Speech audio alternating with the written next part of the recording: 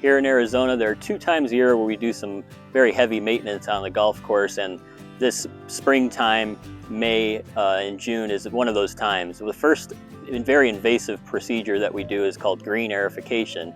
As you might be able to see behind me, this green has already been punched with a pretty large tine on a machine that pokes big holes right into the ground.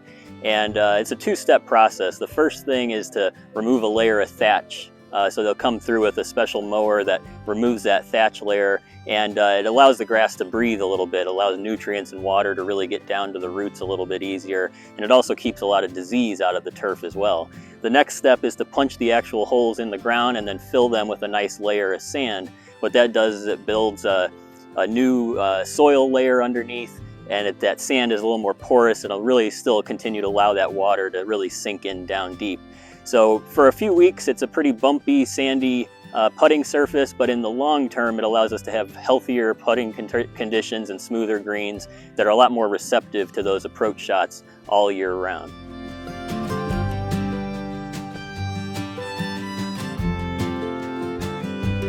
Another process that we have to go through in the summer is very similar to our overseed process in the fall, but with one distinct difference, and that is that we don't actually have to plant new grass. If anything, we want to get rid of the grass we planted in the fall so that our summer Bermuda grass can come back through.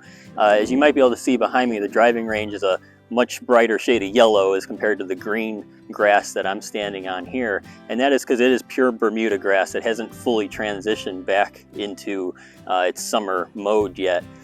So what we'll do is in the early spring is we'll do a process called spraying out the fairways, and what that effectively does is it slowly kills off that ryegrass that we planted in the winter. And in the meantime, as that goes away, sunlight and water will get to that Bermuda grass that's been lying dormant. It'll come back to life and become nice green again for the summer until we do our overseed process again in the fall. So we might see some patches here and there where the Bermuda grass doesn't come in as quickly as the ryegrass leaves. So usually throughout the month of June, maybe even into early July, you can see some areas where that give and take is happening. But usually by middle of July, we have perfectly good Bermuda grass playing surface all throughout the golf course, and a great rest of the summer until again in the fall when we overseed.